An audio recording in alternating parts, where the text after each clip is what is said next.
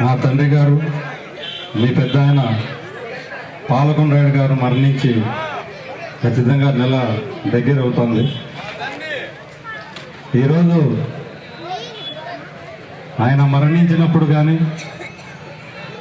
ఆయన దశ దిశ కర్మనాడు కానీ ప్రతి ఒక్కరూ తన సొంత కుటుంబ సభ్యుని మాదిరిగా అందరూ వచ్చి నాకు ధైర్యం చెప్పిపోయారు.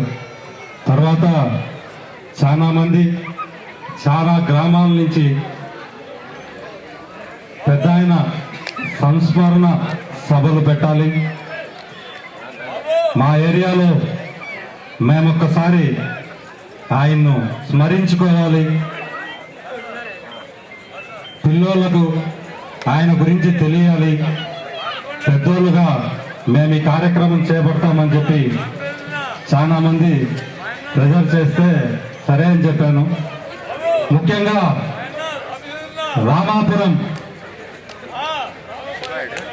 ఇది రాయచోటి మున్సిపాలిటీలో ఉన్న ప్రత్యేకత. ఎక్కడి నుంచి ఏ పల్లె నుంచి కానీ ఎక్కడి నుంచి ఎవరు వచ్చినా చక్కగా రామాపురంలో వచ్చి ఇక్కడే నివాసం ఏర్పరచుకొని ఉంటారు. ఏ చిన్న సమస్య వచ్చినా డైరెక్ట్గా ఏ నాయకులు ఎవరు అవసరం లేకుండా పెద్ద ఆయన దగ్గరికి వచ్చి పని చేయించుకొని వెళ్తూ ఉన్నారు. అలాంటి ప్రజలు ఉండే ఈ ఏరియా ఎంత అంటే పాలకొండరాయుడు గారు రాజకీయాల్లో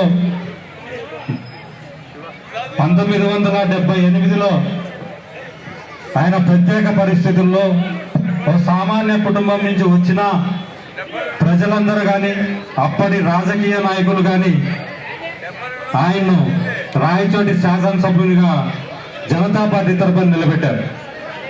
ఆ రోజు మడక గుర్తు మీద దాదాపు 2000 చిల్లర 3000 ఓట్లతో తొలిసారి శాసనసభ్యుడిగా ఎన్నికయ్యారు 1978లో.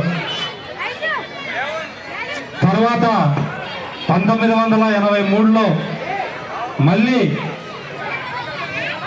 ఎలక్షన్లు వస్తే అప్పుడే మన తెలుగుదేశం పార్టీ నందమూరి తారక రామారావు గారు తెలుగుదేశం పార్టీని స్థాపించారు. అందరూ నిశ్శబ్దంగా ఉండాలన్నా.